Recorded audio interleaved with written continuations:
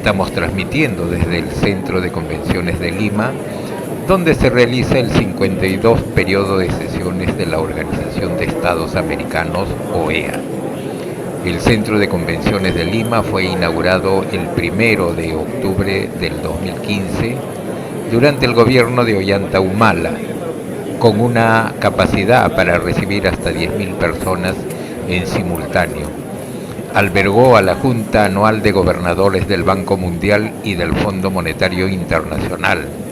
En este escenario se realizó el 26 Foro de Cooperación Económica Asia-Pacífico, APEC, en Lima, con la participación de Vladimir Putin, presidente de Rusia, Barack Obama, Xi Jinping, presidente de China, Christine Lagarde, directora del Fondo Monetario Internacional, y dignatarios de diferentes países del mundo. Hoy se realiza el 52 periodo de sesiones de la Organización de Estados Americanos, OEA. Estamos presentes para hacerle llegar la voz de los pueblos de América Latina presentes en este escenario del Centro de Convenciones de Lima. Después de la ceremonia de inauguración escucharemos la voz valiente del representante de Bolivia, quien le dijo sus verdades a la OEA y en especial a su representante Luis Almagro. Bienvenidos a Pringler Noticias.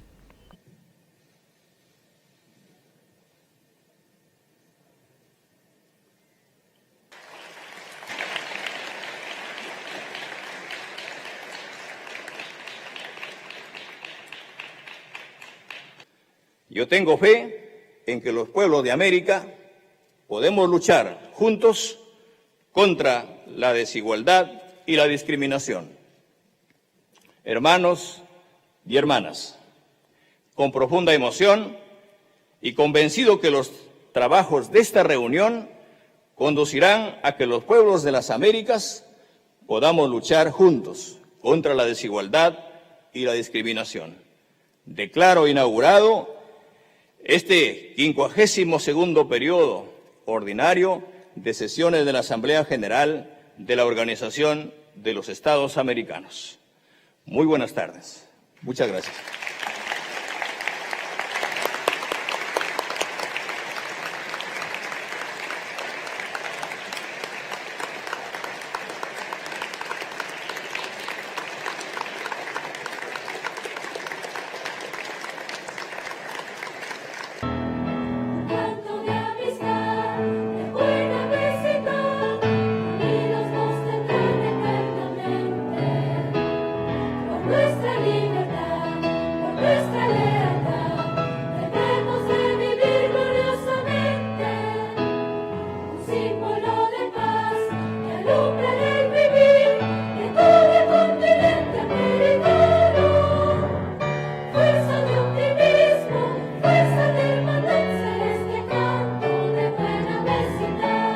Continuaremos con el diálogo de los jefes de delegación sobre el tema de este periodo ordinario de sesiones de la Asamblea General, que es Juntos contra la Desigualdad y la Discriminación. Ahora tengo el gusto de dar la palabra al señor viceministro de Relaciones Exteriores de Bolivia, embajador Freddy Mamani Machaca. Embajador, usted tiene el uso de la palabra. Muchísimas gracias, señor presidente. En primer lugar, felicitar a la República del Perú por acoger el 52 periodo de sesiones de la Asamblea General de la OEA. La humanidad atraviesa un momento de grave crisis estructural y sistemática. Lastimosamente observamos el deterioro creciente del sistema multilateral por el capricho de las potencias de no reasignarse a la existencia de un mundo multipolar, razonable y con equilibrio de poder. El multilateralismo es el único mecanismo que representa una garantía de respeto entre los estados, independientemente de su poder económico o militar, que hoy está en crisis a nivel mundial. Si hablamos del multilateralismo regional, la situación es aún más grave.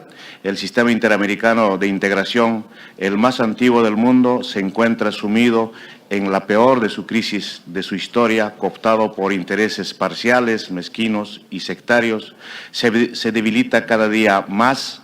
La OEA, con 25 Estados miembros en 1948, en la actualidad alberga 32, 3 países ya no están entre nosotros por razones ya conocidas, porque esta organización socava los principios elementales de la igualdad soberana de los Estados, empleando un doble rasero y afín a los intereses del capitalismo y el imperialismo. Sin duda, la peor época de la organización es esta, donde se ha perdido ya hasta las formas. La Secretaría General actúa sometiendo a los Estados y no como debería ser al servicio de ellos. Todos los días escuchamos voces de crítica, también escuchamos pedidos de cambio. Hay como una toma de conciencia colectiva de que las cosas no están bien, empero nada parece cambiar. Evento tras evento tomamos conciencia de la crisis de la organización, pero no hemos sido hasta ahora capaces de darle una solución. Sin embargo, demandamos al secretario general de esta organización poner fin a la hipocresía, la selectividad, la politización y los dobles raseros que son prácticas nocivas al derecho internacional.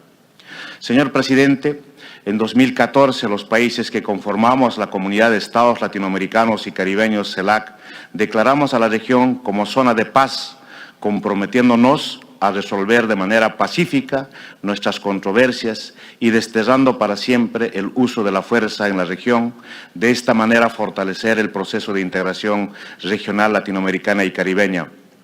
La humanidad entera y el continente americano aún nos encontramos saliendo de la terrible tragedia que nos generó la COVID-19.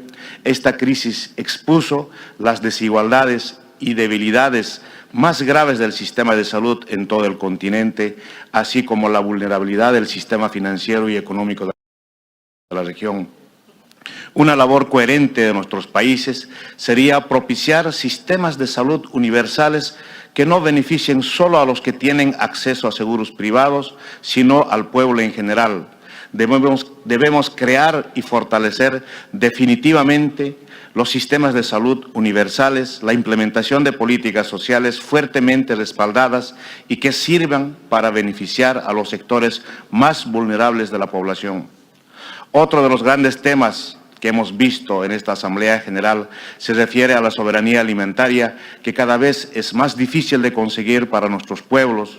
La crisis alimentaria agravada por los efectos de la pandemia es otra manifestación de la crisis estructural del capitalismo.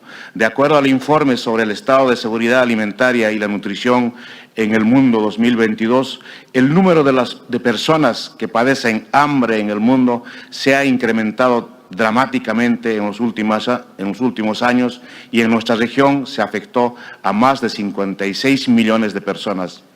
Ante este panorama, debemos anteponer urgentemente un programa regional de soberanía alimentaria que garantice a los pequeños productores mejores condiciones para la producción. Ello implica el acceso a semillas, fertilizantes, tecnología, infraestructura, créditos y acceso a mercados en mejores condiciones. Esa debería ser una tarea ineludible del multilateralismo regional.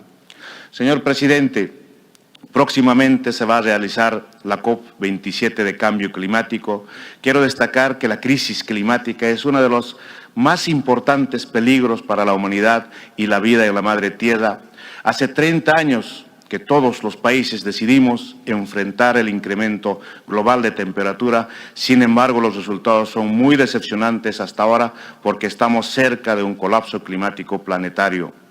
Los países desarrollados que han originado la crisis climática, en lugar de asumir sus compromisos de reducción de emisiones, se han dedicado en los últimos años a eludir sus responsabilidades y transferir sus obligaciones hacia los países en desarrollo y al sector privado. Ahora estamos entrando a un escenario global del sálvese quien pueda.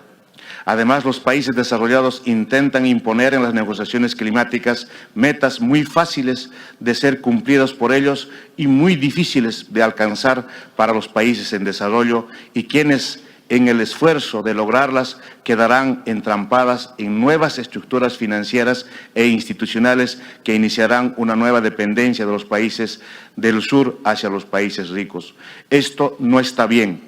Va en contra de la justicia climática y está en contra de los principios de equidad y responsabilidades comunes pero diferenciadas que todos debemos respetar, porque así lo hemos acordado 30 años atrás. La única solución para la crisis climática es que los países desarrollados tomen el liderazgo en la reducción ambiciosa de emisiones de carbono ahora y alcance sus metas de cero carbono hacia 2030. Más aún, los países desarrollados tienen que empezar a compensar financieramente los daños y pérdidas que la crisis climática está causando en nuestros países. Señor presidente, el derecho internacional, como la Declaración de las Naciones Unidas sobre los Derechos de los Pueblos Indígenas, exige a los Estados adoptar medidas eficaces conjuntamente con los pueblos indígenas para que las personas indígenas, en particular las niñas y niños, incluidos los que viven fuera de sus comunidades, tengan acceso a la educación en su propia cultura y en su propio idioma. La Asamblea General de las Naciones Unidas proclamó el Decenio Internacional de las Lenguas Indígenas para el periodo 2022-2032 y en el espacio iberoamericano se consolidó el Instituto Iberoamericano de Lenguas Indígenas, en primera instancia conformado por Bolivia, Colombia y México, y otros países se encuentran en proceso de adopción. Señor presidente, en busca de una cultura de igualdad, justicia y no discriminación entre los países de la región, es nuestro deber buscar los mejores mecanismos para corregir los desequilibrios regionales de los que somos víctimas los países sin litoral y, en el caso de nuestro país, privados de su litoral. Está demostrado que somos doblemente afectados por los altos costos de exportación e importación de productos y nuestro desarrollo se ve obstaculizado. A este respecto, y como lo hiciera nuestro presidente Luis Arce Catacora en la Asamblea General de Naciones Unidas, recordamos ante este foro regional que mi país, Bolivia, nació con mar, sin embargo en la actualidad es un país enclaustrado que enfrenta diversas dificultades sobre transporte, comunicación y medidas que afectan gravemente el comercio y desarrollo. En ese sentido esperamos que más temprano que tarde las injusticias sean separadas y el diálogo y la diplomacia puedan triunfar para reparar el daño causado por una guerra impulsada por intereses capitalistas y construir así un mejor futuro entre nuestros pueblos hermanos. Señor presidente, permítame concluir mi intervención haciendo referencia a un tema fundamental para mi país. Me refiero al entendimiento de gobernabilidad y democracia que es tan incorrectamente usado en el seno de la organización, muchas veces para calificar, ponderar y también descalificar a gobiernos y democracias. Las muy mentadas misiones de observación electoral se han convertido en ese sentido en un instrumento para que, penetrando la soberanía de los estados, califiquen a las democracias y lo hagan en algunos casos, como la auditoría de integridad electoral realizada en mi país el año 2019, para generar un quiebre constitucional, la pérdida de una democracia que llevaba casi 40 años y, lo que es peor, las peores violaciones a los derechos humanos que vivimos en los últimos tiempos, tal cual lo evidenció el grupo interdisciplinario de expertos independientes formado en el marco de la Comisión Interamericana de Derechos Humanos. Sobre este caso, Bolivia ha solicitado una investigación internacional y básicamente ha solicitado se le entregue la documentación no anexa a la auditoría, sino aquella con la que se hizo la auditoría. Sendos documentos y declaraciones internacionales así lo han establecido, incluso en la 9ª Cumbre de las Américas en junio pasado en Los Ángeles. La respuesta siempre ha sido negativa, la evasiva y la descalificación. Jalaya, presidente. Muchas gracias, viceministro, por su intervención.